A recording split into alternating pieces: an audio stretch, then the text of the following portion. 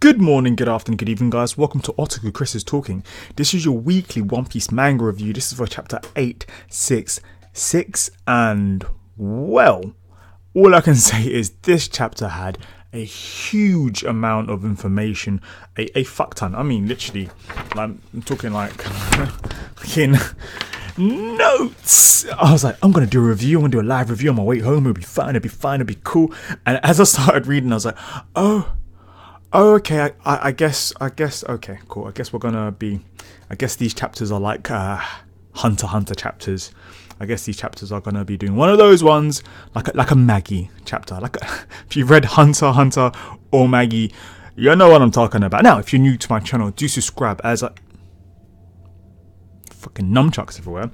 Do subscribe as I try my hardest to make regular weekly manga reviews for several things, and mostly One Piece, because I fucking love One Piece and because I've been following it for a while. So it's almost like I've put in so much time into it. I just can't give up now. I just can't give up. All right, to the review, because I'm fucking crazy like that. All right, this chapter pretty much goes from like the beginning. We get it from Charlotte Lin, Big Mom herself, age 5, basically landing on Elbaf, which is interesting because I was like, okay, cool. So we actually got to see her parents, and her mum and dad are human size, supposedly the normal size.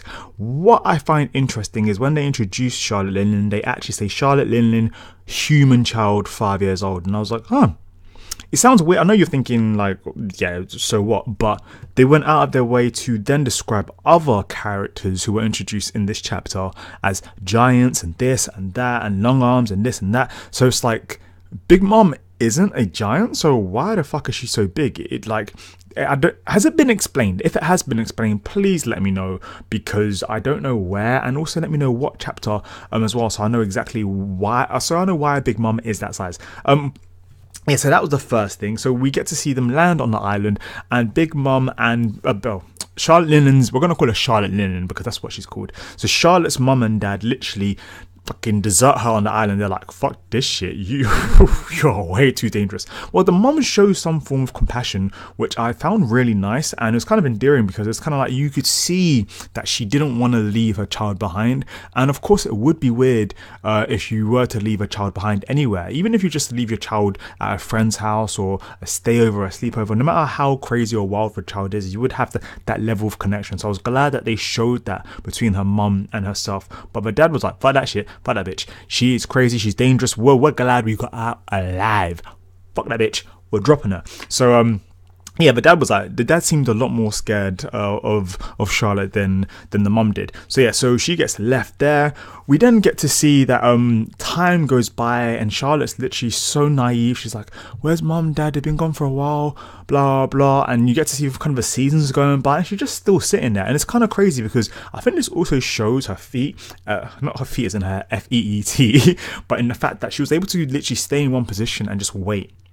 Very patiently, just wait. No matter all the conditions are hitting her, she's just waiting. She wasn't even worried about being cold or this or that. She was literally just fucking hungry. But she's always hungry. So then that's that. And that, oh, sorry guys, I fucking bumped my laptop. And then that also then comes into play later on in the chapter, which I want to bring that up. So I've taken a few notes, so I do apologize if I'm going left and right, because there's so many things out there that if you're going to try and say, you remember everything, then fuck off. Like you've done like so much editing or whatever. I can't do that. My laptop is not great enough. So I'm gonna do it how I do it. Right, so Big Mom and Dad abandoned. We get a brief info about the giant soldier crew and how they lost 2 captains. Interesting. We got to see 2 former captains. We got to see Yarley, like Yarley Montbeard. He was 345 years old. And we got to see Yorley Fullbeard, 344 years old, and they're both former captains. But those weren't the captains that went missing. So there were 2 captains who went missing, and I wonder where they are. Like I don't really understand that part. If you know what that part was about, or you have a better understanding, let me know, because obviously I don't expect to be like some fucking genius. I read it like 2 or 3 times, took as many notes as I could, but any more notes I would have basically ended up writing the whole fucking manga chapter myself. So yes, we got introduced to those 2 giant captains, and very interestingly, Yale was the one at the end who had enough and was like, fuck this bitch. Charlotte Linen, she's hella dangerous. We've put up with as much shit as we can. She needs to be taken the fuck down. And what's it called again? Mother Caramel, who, how can I, like, basically this chapter focused a lot on Mother Caramel, but let's just get to them quickly. Mother Caramel was like, no! That was it. That's all I had to say about Mother Caramel at the end. But yeah, Mother Caramel gets introduced at the very beginning in the first few pages of this chapter. And we get to see that she's a very beautiful woman, that she's the woman of the cloth. The woman of the cloth.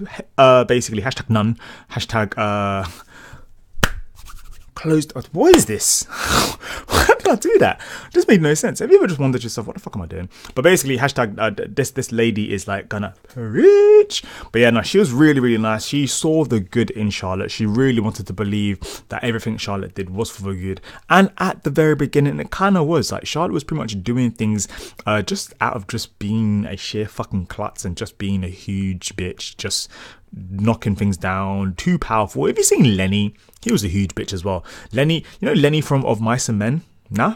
None of you read books? None of you know about Lenny Mice and Men? Spoiler alert, he crushes a fucking mouse. So yeah, if you know about Of Mice and Men, you know exactly what I'm talking about. But I feel like a huge Of Mice and Men moment right there, where you can see that this person is really, really nice, has the biggest heart, is trying the hardest, but unfortunately the circumstances that the gods gave them was that you're just a huge, klutzy, dangerous, wild thing who needs to be controlled, and unfortunately nobody will understand that. But Mother Caramel saw this and was always there for her, and I really like that about her. And I like how in the same chapter we got to see Mother Caramel age, and how her what would you call it? Her resolve basically never changed. And by her resolve, I mean it was the fact that she wanted to unite all creatures, all races, regardless of their backgrounds, ethnicities, of anything. She wanted everyone to live together. Mother Caramel was trying her hardest to basically have everyone to live together by she had this mini haven on Elbath. It was pretty nuts. Like, on this mini haven, we first see just a whole bunch of kids who got just left behind, people who were in slavery, just a whole bunch of delinquents, people like children like who just got discarded, kind of like Sanji. Interestingly, if this was like if Sanji was way back when in those days, Sanji would have been on that island somehow. But I feel like that's the kind of connection that they would have had, and maybe that's why her story is so deep. I don't know. What do you guys think? Do you think there is a connection between her and Sanji in the way that their background was and how they just got discarded? But that's just a small connection. It probably has fuck all to do anything. But if you do agree with that, just give me a thumbs up, or just let me know your thoughts, or if you're against it, or why it's definitely not, also let me know. So yeah, so we got Mother Caramel basically trying to make a mini haven. We get to see all these little kids and everything who are just going through all these tough times, and Mother Caramel just there like, yes kids, we're here, I'll take care of you. And then she managed to make them all live with the giants as well, which is pretty nuts because there was a whole bunch of them giants. And as I mentioned before, we got to see the 2 captains, and we also got to see a whole bunch of other giants as well, and giant children. There's a girl that was with Charlotte the whole time in this chapter. I don't know if we got her name. If we did get her name, what was it? Did I skip through it? There's one person out there who's taking every single note. Hasn't made a video, but taking every single note. I need you to tell me what her fucking name was. Big Mama's friend's name. So please let me know.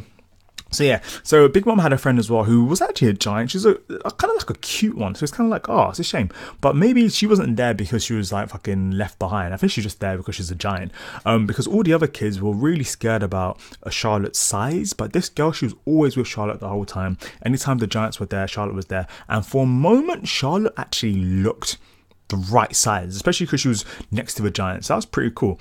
Now, as I was mentioning earlier before, one of the dirtiest tangent, Mother Caramel had that resolve of having everyone be together, unison, no race, no like kind of hold back a race and all that kind of shit. And if you guys remember, that is actually one of Big Mom's things, like drives currently in this arc, was the fact that Whole Cake Island had no discrimination. Anyone could live there.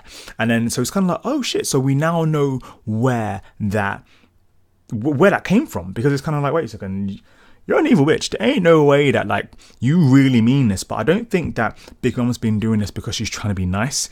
I feel like she's been doing this to try and carry out Mother Caramel's legacy. And from what we've seen from Mother Caramel, she really was a lovely, sweet woman, which makes me wonder. Which really, really, really makes me wonder, like, what the fuck? Like, what is up with Big Mom and Mother Caramel? Is Big Mom just going to really lose her shit?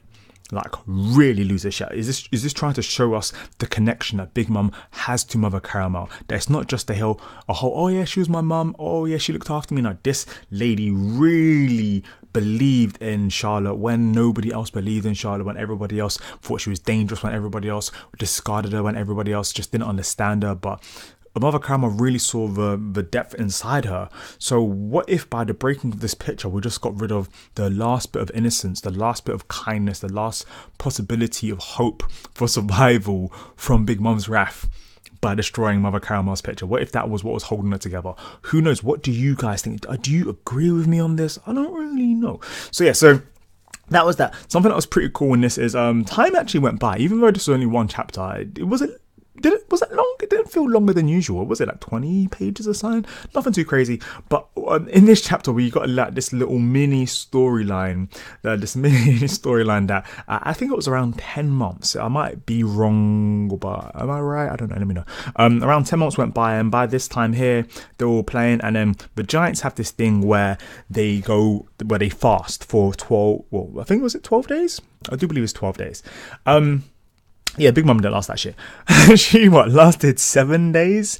Woo! But like, she didn't even last 7 days. To be honest, she was breaking up on the first hour. She's like, I need help. I'm losing weight. Look how skinny I am. No, it was like a day or two in, and she was already fucking saying that. Apparently, all day, just like normal fasting, the only thing I could touch your lips is water. But normal fasting doesn't take 12 days. Normally, you can eat whatever. The good, what was it? The silver lining? The silver lining behind this was that they got to eat a thing called selma, which apparently is like the nicest thing in the whole fucking world. And normally the Giants just have like a huge feast of that, and just to kind of like thank the gods for the passing of the sun or something like that. And then like, because you get hungry, the hungrier you get, the more you believe in the sun, the more you have respect for it. Around those kind of lines, so you're supposed to get hungry. But yeah, so selma is the last thing that you have, and it's meant to be one of the nicest thing ever. Big Mom, she loved that shit. She wanted a fucking madness. She was like, oh, it's Selma, this is so fucking amazing. Oh my god. And it's kind of like, okay. The last time we saw this was, what is it? Not with a cake. What did Big Mom eat that she just went crazy about? Oh man, I'm having a mind fart right now. What was it that Big Mom ate that she went crazy about? Let me know the chapter on the page, and whoever one gets the most likes or kind of just get shared or whatever, I'll comment you guys. I'll give you a shout out in the next video. But yeah, so Big Mom went crazy with this Selma, and then basically she just fucking yams it all. But Giants are like, yo, calm down, we don't have enough. Even though the Giants said we have enough, go wild. You know what? That's kind of like when I go to have my all-you-can-eat Chinese. I'm just having my Chinese, and people are like, this is all you can eat. What is it, four or five plates in? They start looking at me like, yo, and I'm like, yo, fam, like, you said that we can eat Chinese. It doesn't matter if I eat like Luffy and Goku. No, if I'm gonna have my fucking 5 plates, I'm gonna have my 5 plates. So that's pretty much what happened with her. She enjoyed the Selma so much that it kind of stayed engraved in her head. Time went by and she was like, oh, I'm so hungry first day, I'm so hungry second day, I'm so hungry third day, I'm getting skinny. And all the children are like, calm the fuck down, man, ain't nothing changed. But on the 4th day, you can really see that it's really hurting her. She's like, I'm in loads of pain. Mother Caramel's like, oh, like, please do it for me. And then, no, Mother Caramel was like, explains to her about why they should do it. And Big Mom was like, oh, if it's for you, I'll do anything. And I find that really sweet. And it's crazy to see that level of connection between the two. A huge level of characterization, a huge kind of look into her heart, like without any taintedness or anything, without her being older and being like Big Mom, the crazy pirate that we should be worried about or anything. It's literally just Big Mom, not even Big Mom, just Charlotte Linen, you know, just a 5-year-old girl. So yeah, and then like literally like she tries her hardest, and unfortunately she ends up kind of screwing all of it, and her friend screams like, oh, Mother Caramel, help. And literally Charlotte went on a madness, Charlotte was the one who basically destroyed Elbaf. She uses a conqueror's haki unintentionally and does her scream. Everyone around her, around the whole island, just gets fucked up, and it looks like the whole island was destroyed. I don't know what happened, but I'm very interested to see what's going on there. And her eyes go some crazy look. And at this point, I think it was Yarley Montbeard is like, yo, I'm gonna kill her. I'm gonna kill her, like I said at the beginning of the chapter. So this chapter review, that's kind of what happened. There was a few other stories here and there. There's an underlining plot about the giants, which I'm very intrigued about what happened with the two captains and what's going on with Yarley and Yorley and where are they right now.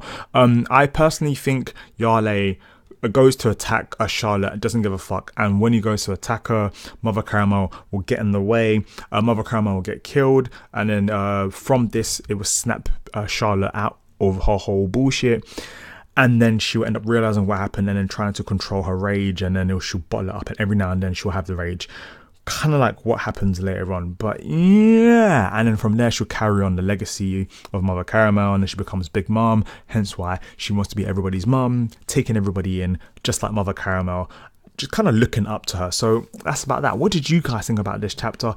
Were you surprised by what you learned about Big Mom? And what did you feel like you wanted to know more about? What about the giants, about Elbaf, about Big Mom's parents, about Big Mom's friends, about the children? I mean, there's a whole bunch of things going on there. Do you think there should be a side story with Mother Caramel or the rest of the Yonkos when they're children, so that we got to see what they're really like, what their real inside is like? That's about that. Anyways, bit long of a review compared to my past videos, but hey, had to be done. If you enjoyed this review, do let me know your thoughts and opinions down below, because that's mostly what I care about. After that, if you want to come back, do subscribe, turn on the notification bell, because then you can be notified and actually know when my videos come up, instead of just being subscribed and never actually ever watching my videos.